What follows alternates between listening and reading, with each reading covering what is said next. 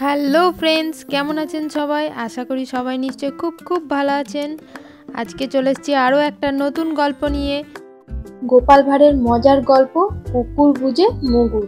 তাহলে চলুন তাড়াতাড়ি শুনে নিই কুকুর বুঝে কেমন মুগুর চালালো। গোপালের এক প্রতিবেশী গোপালের কাছ থেকে টাকা ধার নিয়েছিলেন, কিন্তু সেই প্রতিবেশী ধার শোধ করার কোনো ইচ্ছে নেই। দিনের পর দিন যায়, ধার শোধ করার ভয়ে গোপালের বাড়ির মুখ পর্যন্ত হয় না। এতে গোপাল খুব অসন্তুষ্ট হলো। দরকারের সময় টাকা ধার নিল, অথচ শোধ দেওয়ার নামগন্ধ নেই।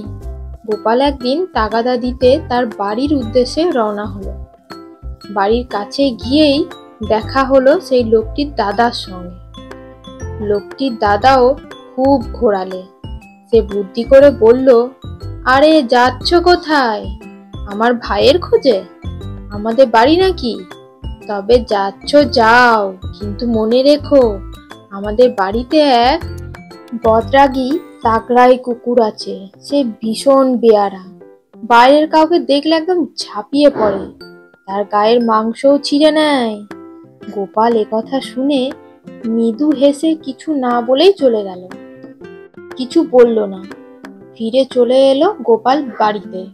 বাড়ি ফিরে এসে এক বড় সড়ো মুগুর তৈরি করে পরের দিন মুগুরটি কাঁধে নিয়ে বেরিয়ে পড়লো আবার তাগাদায়। লোকটির বাড়ির কাছে হাজির হতেই আবার দেখা হলো তার সেই দাদার সঙ্গে। সে মুগুরটি দেখে জিজ্ঞাসা করলো, এমন মুগুর নিয়ে চললে কোথায়?